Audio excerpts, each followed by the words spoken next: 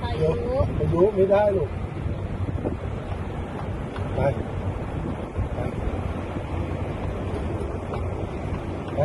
เดี๋ยว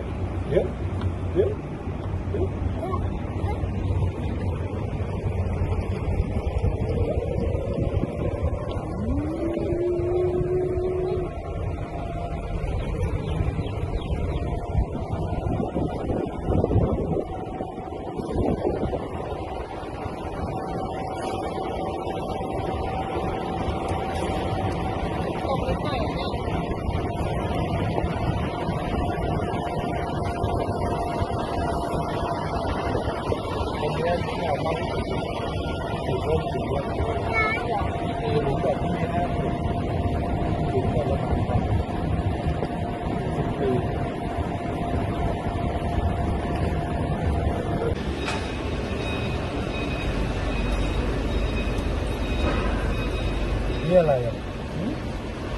อะไรอ่ะครับอะไรอ่ะ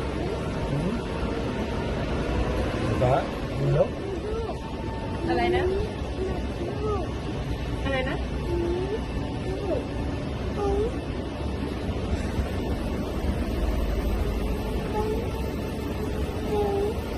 หมุนเหรอครับมันคืออะไรอ่ะพี่ใส่ปะคืออะไรอ่ะคืออะไรอ่ะลูกขับลูกเดี๋ยวนี่คืออะไรสัมภาระดูสิเครื่องอะไรหน้าอะไรดูดิอะไรครับนั่งโอ้ยระวังตกสายฟ้าอยากขับบ้างอ่ะแบบทำอะไรดูสิทำอะไรลูกอะไร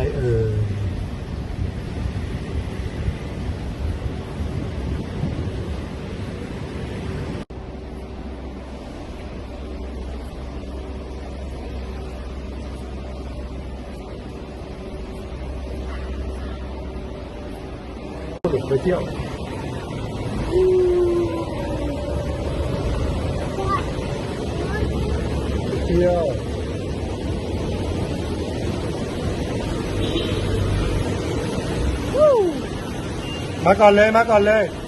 มาก่อนเลยครับ